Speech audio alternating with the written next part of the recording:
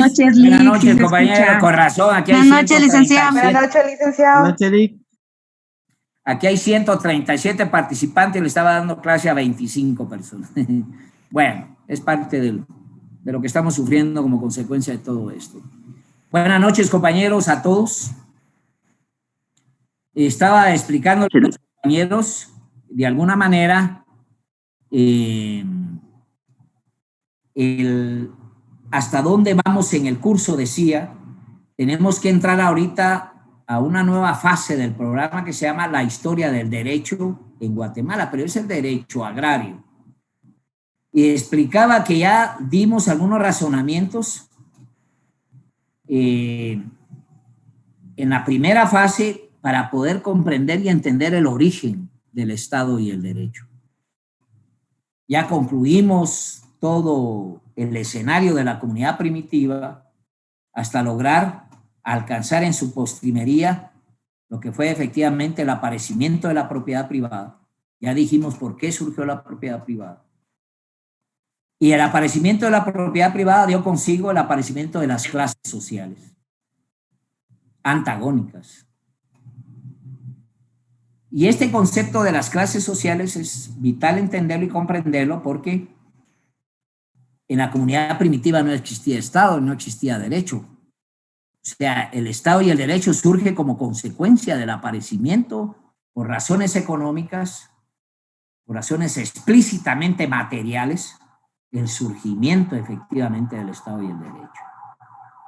Y ya hablamos específicamente que el desarrollo de las fuerzas productivas generaron los inconvenientes aún así mismo del modo de producción esclavista, del modo de producción feudal, del modo de producción capitalista. Hablamos, ¿se recuerdan?, de los modos de producción históricos, de los explotadores y no explotadores. Y hablar de estos estados históricos, no estoy hablando clases de estados, sino estoy hablando de los modos de producción históricos, estados explotadores, las características del Estado, las clases precisamente de determinar un Estado monárquico, una república, un Estado dictatorial, etcétera, etcétera, son otros escenarios. Ahorita lo que me interesa es que ustedes comprendan que la propiedad sobre los modos de producción dio como resultado una dinámica precisamente en la esclavitud que rompe el esquema de esclavitud para darle paso al esquema feudal. ¿Por qué tengo que hablar del feudalismo? Y vamos a hablar del capitalismo, por supuesto. Pero cuando nosotros hablamos de la conquista, porque aquí es hablar del derecho y hablar de América, tenemos que hablar de la conquista. Porque hasta 1492, antes de 1492, ¿a dónde quería? hay que ver, decía, cuál era la composición efectivamente de la corona española. La corona española venía efectivamente de salir adelante de un proceso, de una invasión de 800 años, o sea, 8 siglos por los musulmanes. Y estamos hablando de una época feudal. Y la pregunta es, ¿cuáles eran las clases sociales del sistema feudal, compañeros? ¿Alguien me puede decir? ¿Alguien me puede hablar de las clases sociales del sistema feudal? ¿Cuáles eran las clases sociales del sistema feudal, compañero? Solamente los señores feudales, la nobleza y de ahí los campesinos del pueblo. ¿Cómo identificamos las clases sociales, decía? ¿Cómo identificamos una clase social? Por el nivel de riqueza que posee, Lic. O la propiedad que se tenga sobre los medios de producción. La disponibilidad de los medios de producción. Punto. Los propietarios y no propietarios, pero cuando hablamos de propietarios de la propiedad privada no me estoy refiriendo a los lentes, al lapicero, al crayón de labios. Cuando hablamos de propiedad privada nos referimos a los medios de producción, o sea, a los instrumentos de trabajo y al objeto de trabajo. Al final de cuentas, la sociedad, en sus relaciones económicas, define efectivamente la forma en distribuirse los bienes, ya sea a través de un intercambio o a través de la distribución, que esas son las relaciones económicas, y quien sepa de economía no puede dejar de pensar en la teoría del valor, desde el origen del valor, el origen de la producción, el origen del consumo, de la distribución y del intercambio, que esa es la base material de cualquier sociedad. De los españoles ya habían superado, si quieren ustedes, el modo de producción esclavista. Tenemos que hablar de cómo se rompe el esquema esclavista, especialmente en Roma, pues. Miles de años de someter pueblos, imponer las condiciones en el cual el esclavista era propietario no solo del esclavo, sino también del instrumento y de los objetos de trabajo. Pero hay que ver también la decadencia, porque hay una decadencia efectivamente en los sistemas, en los modos de producción. Y no me voy a entretener ya más en esto, pero basta con entender, por ejemplo, se pueden imaginar ustedes que Calígula nombró a un caballo senador. Tenemos que hablar efectivamente de la corrupción enquistada en los monarcas romanos. Tenemos que hablar precisamente en que un personaje le prende fuego a una ciudad, como el caso de Nerón. Ya faltará que en Guatemala, porque estamos casi para eso, para que le prendan fuego a la ciudad capital, a todo el pueblo. Este tipo de escenarios políticos. El tema es entender que España viene precisamente evolucionando de una intervención, de una invasión por más de 8 siglos que dejó una huella, quierase o no. Ustedes, por ejemplo, en la cama tienen la almohada. La almohada es un nombre, un concepto, una definición, una cuestión propia de los árabes. Nosotros hablamos de los números arábigos. Vienen con toda una cultura montada. Pero al final, ¿cómo se radica precisamente la conquista en los países de América? Se habla de un personaje que vino en 3 barcazas o barcos de vela. A ver, se me olvidan los nombres. ¿Cuál es? La niña, La Pinta y la Santa María. La niña Pinta, la Santa María es. La niña, la Pinta y la Santa María. Se habla que eso lo consigue efectivamente Cristóbal Colón, que no hay que hablarlo como un simple marinero. Estamos hablando de un personaje con un conocedor enorme sobre el tema de mareas, sobre el tema del movimiento de las estrellas. Tenía conocimientos de navegación. Y el tema era encontrar, de acuerdo a la historia que ellos nos plantean, una ruta más cercana para el traslado de bienes que se movilizaban precisamente en ese momento. Nunca fue el escenario de ir a buscar algo que retornara al mismo punto de partida. Y efectivamente, para el mundo, el descubrimiento de América también fue el descubrimiento de la redondez de la Tierra, que fue ya, diríamos, comprobada como parte de un esquema teórico de que efectivamente era redondo. Eso es importante. Algunos plantean que este señor, este navegante genovés, tenía en su haber una tripulación que estaba precisamente diseñada por exprisioneros, porque había un temor efectivamente por el desconocimiento de los mares totales, de que el país fuera efectivamente plano y que existiera un precipicio. Ese era parte de un tema de tener miedo, ¿no? Yo siempre he dicho mi admiración para Neil Armstrong. Lo admiro. Un personaje que agarra que hoy parece chatarra, una nave, juntamente con los otros dos, llegan a la luna, efectivamente, y regresan. ¡Qué valor! ¡Qué valiente! El poder saber que ya no les arranca o no les puede regresar una cuestión, muerte segura. Pero en la humanidad siempre han habido personajes que se las juegan. Yo creo que Cristóbal Colón fue uno de ellos. Más este. Que la jugó. Y efectivamente tenemos el resultado de quienes somos hoy, precisamente los pueblos de América. Pero ¿qué es lo que encuentra efectivamente en la conquista o en estos primeros encuentros estos personajes españoles en América? ¿Qué es lo que encuentran? Me imagino que encontrarse bajo un estigma de buscar oro,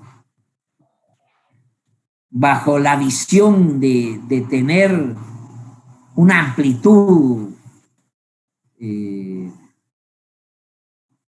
los pueblos, pero fundamentalmente al no concebir en ese momento cómo desarrollarse, cuál va a ser el escenario mismo de los españoles en América. Porque yo les pregunto a ustedes, ¿qué organización tenía precisamente en América, precisamente en Guatemala, hablando de Guatemala como tal, o en América, si quieren irlo allá? ¿Cómo se encontraban organizados los pueblos ancestrales? Hasta antes. Reinos. Dígame, ¿cuál es su nombre, compañera? Emily González. Y Emily, por favor, ayúdeme ahí. A ver, ¿qué dice usted? Estaban organizados en reinos. Pero ¿cuál es la característica del reino? Que había una cabeza, ¿verdad? Después venían los sacerdotes, luego venían los nobles, después venían... ¿Había propiedad privada, compañera? No, no había. ¿Y entonces? Bueno, entonces sí no habían clases. Sí, no había propiedad. No había propiedad sobre los medios de producción. Por supuesto que no había. Ese es un elemento determinante para el resto de compañeros poderlo comprender. No había. Entonces no teníamos realmente un Estado. Y eso es lo que yo les definía con anterioridad. ¿Existía derecho en América?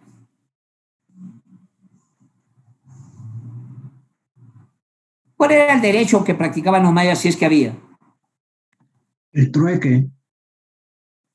Pero ese es un trueque, no es derecho. ¿El derecho qué es? Es un conjunto. Pero ¿existía derecha? Es la pregunta. ¿Derecho? Pues imagino que el derecho consuetudinario, ¿verdad? Porque ahora, no... miren, pues, como estamos pragmatizando la clase, porque si no, no vamos a avanzar. ¿Cuál es la diferencia entre costumbre y derecho consuetudinario?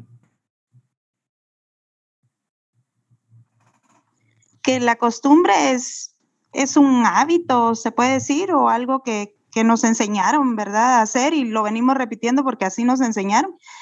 Y el derecho consuetudinario es el que la mayoría, por lo menos, si no es que todos, aceptan como válido, ¿verdad?, para aplicarlo dentro de su comunidad o dentro del grupo de personas con el que conviven. ¿Qué dice el resto, compañeros? Gracias, compañera. Ahorita vamos a ampliar eso. ¿Qué dice el resto, compañeros?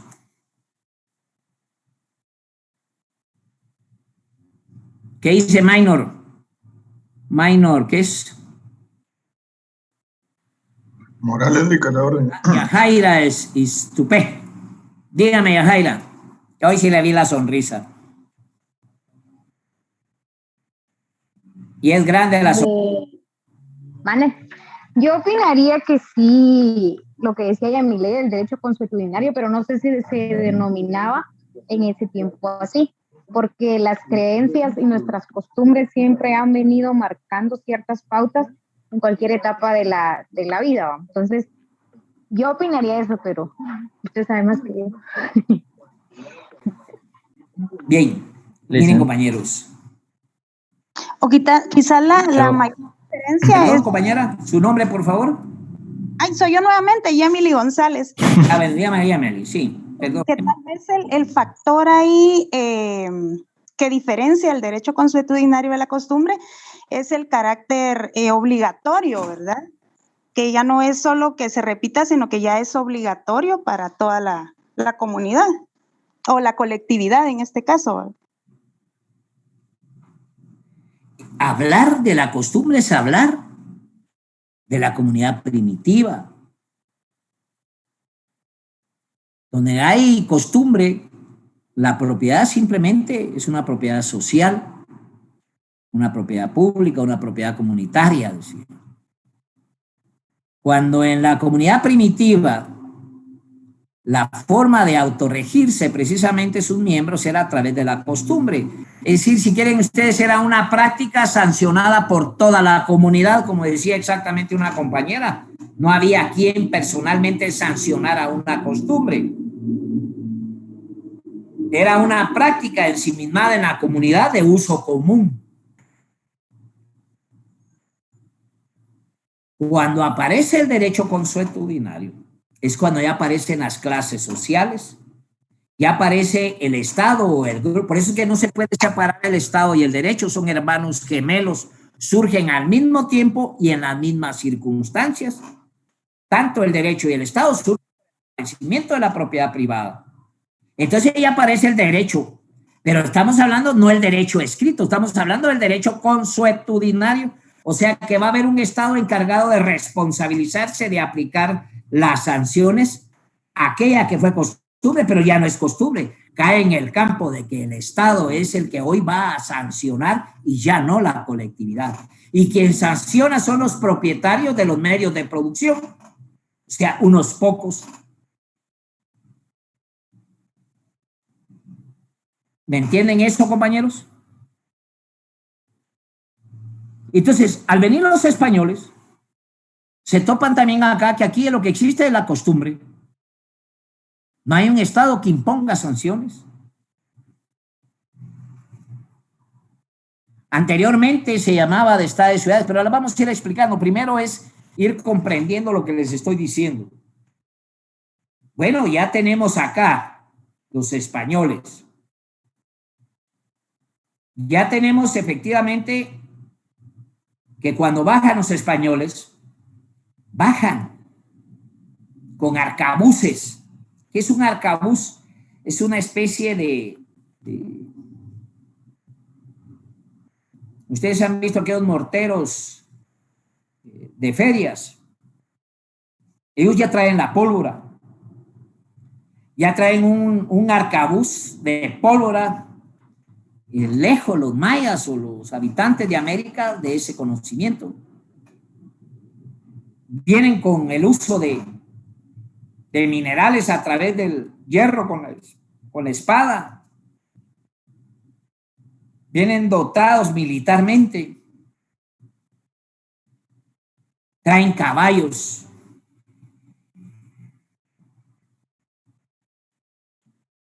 Traen unos perros del tamaño de un león. El Martín napolitano. Mastín. Un perro, hay que recordarle que ustedes no le pueden decir manos arriba. Y esos perros seguramente que estaban diseñados en ese momento hasta para comer indígenas. O sea, las posibilidades militares, si quieren ustedes, de defensa de las comunidades ancestrales en este lado eran nulas militarmente. Pero no solo se define la imposición militar, también la teológica. O sea que espiritualmente también imponen una voluntad. Es difícil quitarnos de la cabeza lo que nos impusieron hace 500 años. Por ejemplo, hoy, que se habla del bicentenario, que tenemos que discutir y que tiene que ver parte efectivamente de todo este escenario, porque al final de cuentas lo que me interesa es que ustedes me digan cuándo aparece el derecho escrito en Guatemala.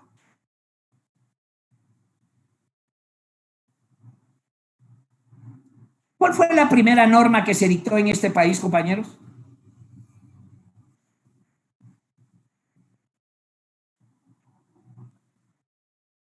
Eh, ¿Cuál fue la primera norma como derecho objetivo, derecho positivo, derecho vigente, si lo quieren llamar así? ¿Cuál fue la primera norma? Consuetudinario, el derecho consuetudinario. Miren, me está hablando del derecho, estoy hablando de la norma, que de la primera norma. Ya estamos hablando del derecho consuetudinario, efectivamente, es una práctica de un Estado. Y el Estado español tenía la práctica del derecho consuetudinario, porque lo imponía el régimen, a imponer normas. Las leyes de India, licenciado. El requerimiento. Ya estamos hablando de la encomienda. Ya vamos llegando a Pénjamo, como dicen la canción mexicana por ahí. Lo importante es que todos tengamos bien claro que ese derecho que hemos estado estudiando está muy lejos todavía de ser el derecho que nosotros.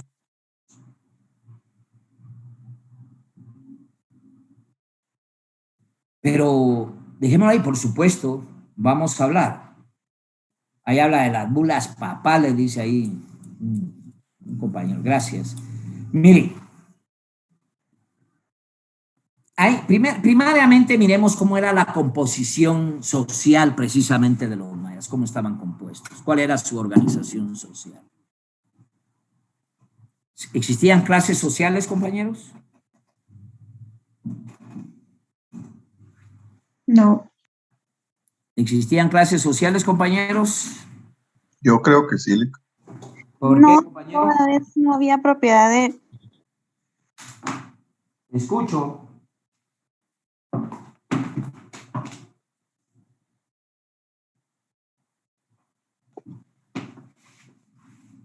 ¿Perdón? ¿Aló? ¿Perdón? Porque no existía la propiedad privada. Porque no existía la propiedad sobre los medios de producción. No había... Así es. Y la jerarquía. Es una respuesta con una definición teórica de 2 más 2 son 4. Al no existir propiedad privada no hay clases sociales, y al no existir clases sociales no hay más allá. Las relaciones sociales son de cooperación y ayuda mutua, pero cuando aparece la propiedad privada ya se imponen otras condiciones. Entonces, al encontrarnos precisamente los españoles en América, se encuentran que no hay propiedad privada. Es una propiedad comunitaria. Bueno, cuando vienen los españoles ya hay una diserción, eso lo vamos a ir hablando en el transcurso de la clase, pero hablemos precisamente el escenario teórico que protagoniza los grandes templos, en fin, los escenarios donde precisamente los ancestrales han demostrado que tienen o tenían, yo digo que tienen, características importantes de visualizar el universo en forma distinta. Pero los españoles se topan efectivamente, o más bien dicho, los escenarios teóricos de la administración de estos escenarios se habla de la existencia de castas, no clases sociales. Las clases sociales se definen por la propiedad que se tenga sobre los medios de producción. Aquí vamos a hablar de castas sociales, vamos a hablar de linajes, vamos a hablar de nobleza. Claro que dentro de la sociedad está en una escala superior y muchos podrán considerar eso como una clase social y eso no es así. Vuelvo a repetir la pregunta. ¿Qué caracteriza una clase social, compañeros? La propiedad sobre los medios de producción. La propiedad que se tenga sobre los medios de producción, por supuesto. Entonces tenemos en el escenario lo que se conoce, decía, como castas sociales. Vamos a hablar de de que en el escenario vamos a ver de las casas grandes, los 4 puntales importantes para la cosmovisión maya, los abuelos, aquí hay que hablar de Aquivalán, Macujutajen, bueno, yo no tengo muy claro los nombres por ahí, las 4 esencias fundamentales, que se llama casas grandes, que era el concepto más alto que tenía precisamente en ese razonamiento, una fundamentación espiritualizada. Después de ellos, vamos a hablar de los príncipes. Yo creo que ahí son los aquíes, no los casagrandes, los aquíes. Y estos principados ahí es entre, por ejemplo, la casta, por ejemplo, de Tecumán, por decir algo. Los príncipes, principados. Después caemos a lo que son los militares, perdón, los sacerdotes, después los militares y por último tenemos a los maceguales, a los sancarlistas, y entre esos me cuento yo. Los maceguales. Que ustedes van a definir noblezas, castas, pero díganme de ustedes, de esos, ¿quiénes eran propietarios de medios de producción? Era una ciudad completa, era una comunidad completa dedicada a la sobrevivencia o a la existencia o a la vivencia, a la armonización. Fuera de las características de la explotación que imprime la propiedad privada en los distintos modos de producción existenciales a lo largo de la historia de la humanidad,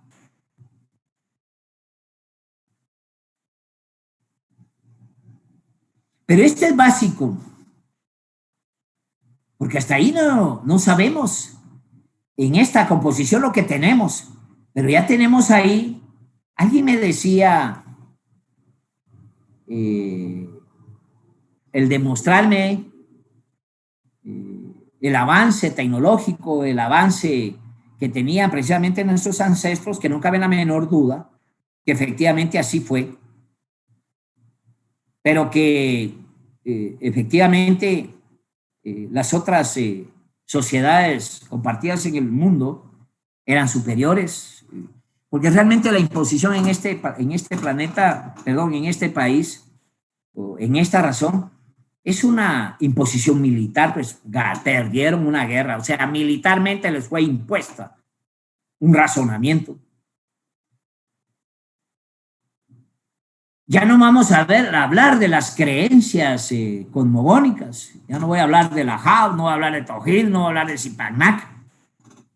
No voy a hablar de las deidades, que no tienen nada de malo, por supuesto, pero fueron sustituidas profundamente porque eran consideradas propuestas del demonio y que debían de ser efectivamente cristianizados.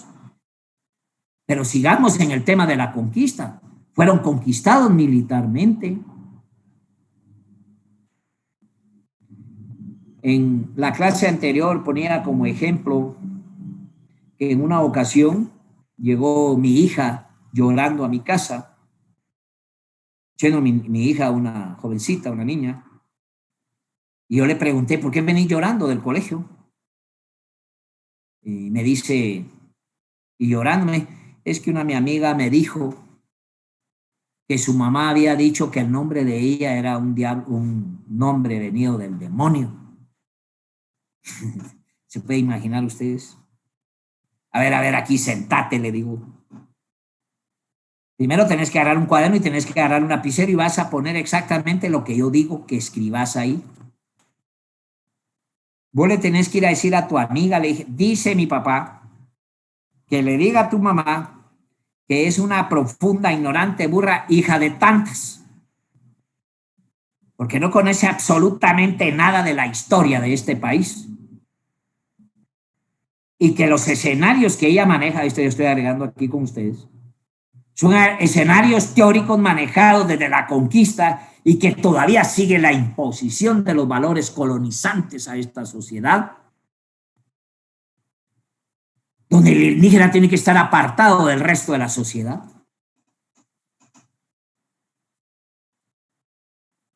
Pero continuemos. Mi hija se llama Ishel Mayari. Y le hablo de las deidades de la abuela Ishel, una deidad con capacidad de tirar terremotos, inundaciones, pero su responsabilidad en la salud y en la vestimenta y el cuidado de los niños. La abuela Ishel es una representación grande y hermosa que tienen estas comunidades. Y no puede venir una vieja ignorante a reemplazar solo por un valor teórico enquistado desde la colonia o desde la conquista y que todavía polula como una fuente de dominio espiritual en nuestra sociedad. Pero las ciudades-estados aquí están. Se habla, por ejemplo, hoy estamos hablando del bicentenario. Y en México especialmente hay que ver, por ejemplo, que piden a España que pida perdón por los horrores que se cometieron o los atropellos que se cometieron en el marco de la conquista. Y fue un genocidio absoluto. No hubo contemplación para imponer otro modelo económico en esta sociedad. E impusieron un modelo económico que ya se había desaparecido a lo largo de la humanidad como la esclavitud, solo que aquí la barajearon con otros nombres. Ya vamos a hablar más adelante de esa cuestión, porque es parte de esto. Porque ya vamos a hablar de la encomienda y los repartimientos, pero esa es parte de la colonia. Pero seguimos todavía con la necesidad de comprender y entender que cuando vinieron los españoles, efectivamente, no existían estados, habían comunidades. Dicen, no buscaban lo que encontraron, buscaban oro. Y esa es parte de lo que hay que discutir precisamente en nuestro país, que la dinámica para hacer que la colonia tuviera una calidad de vida, una entidad productiva o que tuviera una producción, se quiso de mano esclava para poder, ¿cómo se llama?, producir, especialmente el tinte natural. Compañeros, ¿se va entendiendo? Yo sé que son... Sí, quisiera saber si no hay alguna duda, compañero, porque a veces me preocupa porque aquí tengo muy poco referente, si lo que estoy hablando bien, es gracias. correcto, si se me entiende o no se me entiende. Todo bien. Siempre me apropio de ustedes para que me digan algo, si se entiende o no se entiende. ya buenas noches. Sí, compañero, ¿con quién hablo? Ronnie Monzones, saluda, ¿cómo está?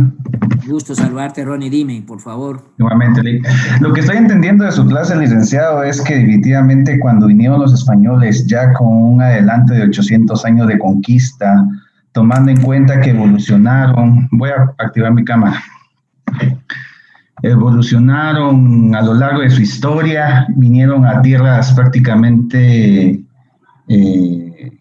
con demasiado atraso a comparación de ellos y por supuesto impusieron su sistema, su régimen, sus normas, sus leyes a base de fuerza bruta, en este caso la fuerza militar, implantando costumbres, el cristianismo, hicieron modificar la cultura que existía en Guatemala, en México, Centroamérica, en Estados Unidos también hubo una parte de españoles que conquistaron esa parte, vinieron otros países, entonces entiendo que invadieron e impusieron su cultura. Y ahí fue donde vino el resultado. No fue propiamente una conquista como tal, sino que simplemente se metieron a la cultura y tomaron como suyo y objetos a todas las personas y las cosas que habían acá. Es mi opinión y es lo que comprendo. No sé si ahí estamos bien. Gracias. No, perfecto. Ahí está el resto de compañeros. No sé si también lo manejan así. Lick, una pregunta, perdone. Sí, compañero. Fíjate que yo todavía he tenido la duda y todavía no lo termino de entender, pero ya que usted está hablando de eso, ¿por qué no, digamos, aquí los mayas y la población indígena que estaba antes, digamos, la precolombina sería, no manejábamos otro tipo de armas, Lick, digamos en el sentido de que los mayas calcularon con exactitud el calendario maya y, Sí. y tenían esas, por ejemplo, esas grandes Buena pirámides observación, sí, sé por dónde va, sí. y todo, y tenían oro y tenían plata, pero yo no entiendo por qué ellos, digamos, peleaban con piedra ¿cómo se llama? De onís o no sé qué es lo que usaban, en lugar de hierro, por ejemplo, que los europeos, ellos sí, lo primero que hicieron fue hacer armas, va usted, espadas y todo No, el pero no fue rollo. tan así, es un desarrollo histórico de la humanidad. Recuerda que la pólvora la inventaron los chinos.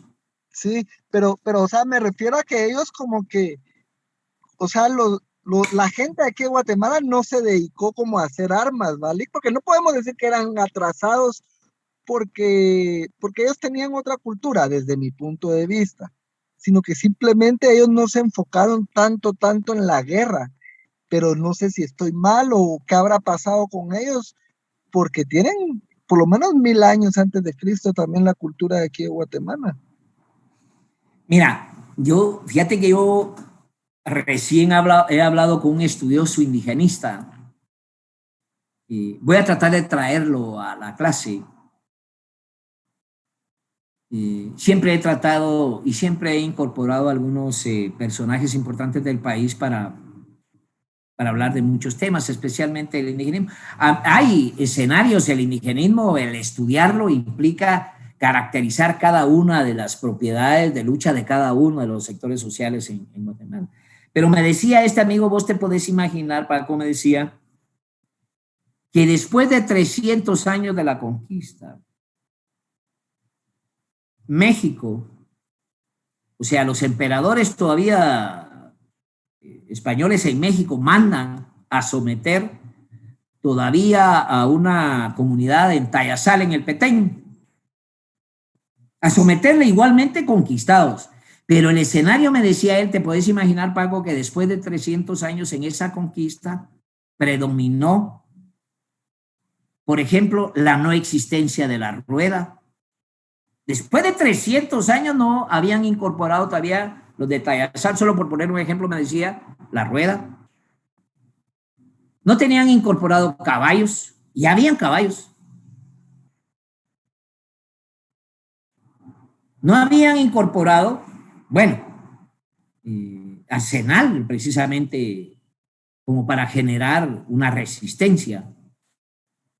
Entonces, si tú me preguntas por qué no tenían la pólvora, por qué no tenían la rueda, por qué no habían caballos, por qué no había, yo creo que las condiciones materiales, existenciales, iban en ese proceso, en ese razonamiento evolutivo y que fue interrumpido dramáticamente y abruptamente por escenarios como la conquista, diría yo, en este caso. Y le decía también a los compañeros, por ejemplo, Hernán Cortés en México, y yo no estoy de acuerdo, le decía, eso lo hablo yo personalmente con él, le decía, no estamos de acuerdo, por ejemplo, vos tenés una cultura y una actitud malinchista, le dicen a uno, de la malinche, es decir, de traidora a tu pueblo. Y Malinche fue efectivamente una esposa de Hernán Cortés, pero esa niña tenía 13 años.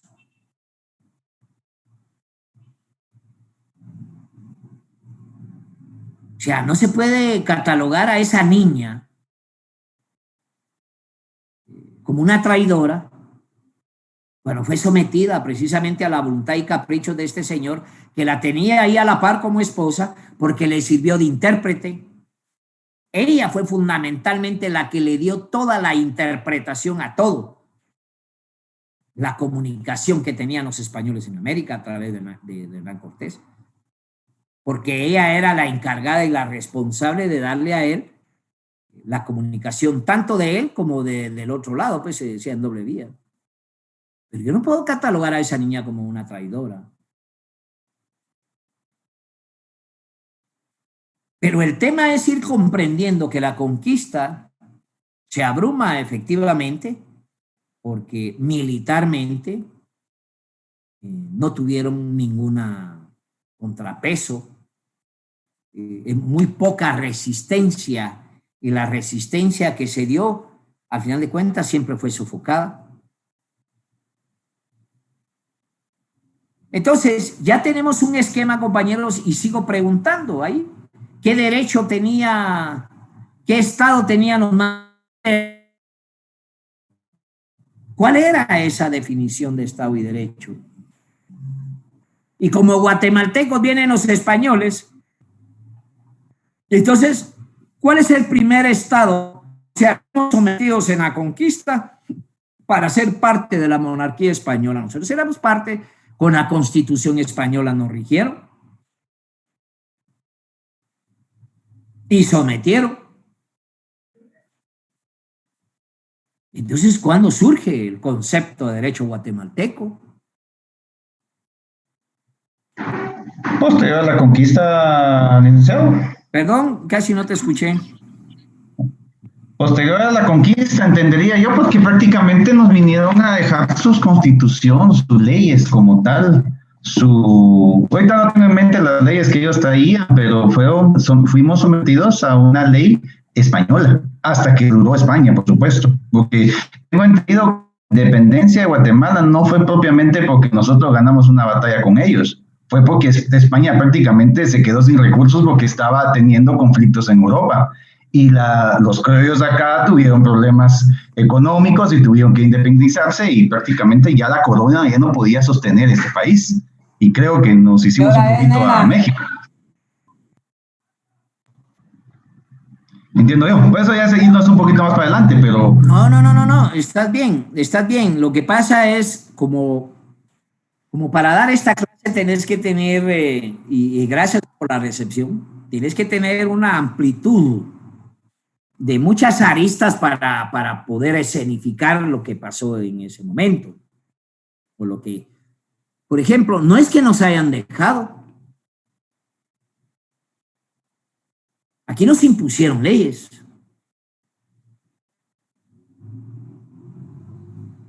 Y esa imposición de leyes viene como consecuencia y resultado ya no tanto de la conquista, sino el concepto de quererse quedar aquí. O sea, ya estábamos asumiendo de la colonización. Pero entonces, si yo me pongo a valorar, decía, todo el escenario anterior de los mayas en nuestras naciones, sus grandes templos, sus grandes escenarios, el conocimiento que tenían precisamente de cuestiones de orden astronómico, el conocimiento de los ciclos precisamente para el manejo del maíz, o sea, las siembras, o sea, tenía una escenificación y un desarrollo social como tal, sin tener efectivamente la definición y la imposición militar que caracterizó a todos los estados desde su origen mismo. O díganme ustedes, aquí en Guatemala, ¿quién manda, el presidente o el ejército? El ejército. Punto.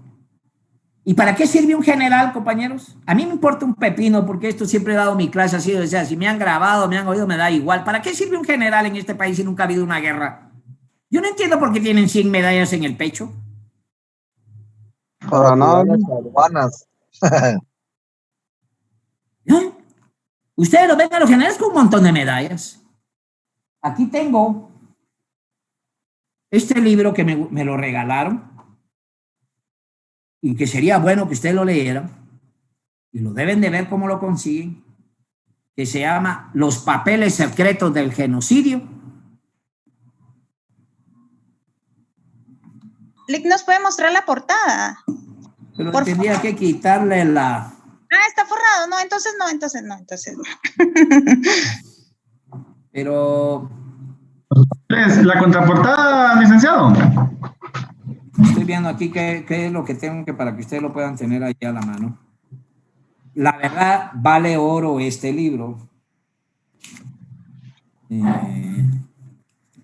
les voy a mandar una fotografía con mi asistente. Voy a ver cómo hago para mandarles una fotografía. Le voy a quitar el... Por favor. Pero no lo quiero hacer aquí. Con la contraportada, licenciado, ahí están los datos de la imprenta y del autor. Bueno, mejor se les voy a mandar todo esto. Bueno, este es un documento tan importantísimo, porque aquí resulta un escenario que tiene que ver con el tema de la composición agraria en la actualidad. Aquí tenemos que hablar de la profunda definición de lo que es la palma africana y la caña de azúcar y cómo se imponen a través de una fuerza militar la expulsión de campesinos e indígenas, efectivamente, en el área de la franja transversal del norte. Aquí hay que ver precisamente que esas escaramuzas de guerra aplicadas específicamente donde aparecen tumbas con 500 cadáveres de mujeres campesinas con un tiro en la espalda. Mujeres. Eso no fue una guerra. Y dejó montado un escenario económico agrario, que ese lo vamos a ir explicando para poder ir entendiendo y comprendiendo el papel que jugamos como estudiantes. ¿Qué papel jugamos como estudiantes en este escenario del conocimiento científico de lo que pasa en Guatemala? Nos lo vamos a meter a la bolsa, y lo vamos a guardar ahí en la bolsa, y vamos a ir a aplaudir lo que sucede en este país, dándole vítores, porque seguro, de los 161 que hay acá, espero que ninguno vote por Suri Ríos.